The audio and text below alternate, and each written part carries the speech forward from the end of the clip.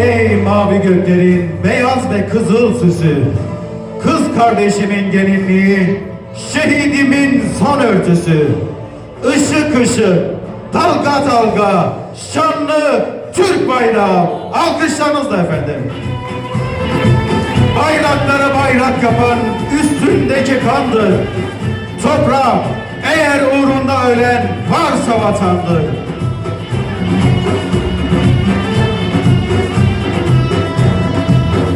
Habibidir yüce hakkın, bayrağına uzak yakın.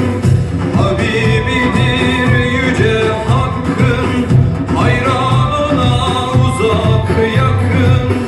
Gönüllerde akın akın, yön Muhammed Mustafa'dır. Gönüllerde akın akın, yön Muhammed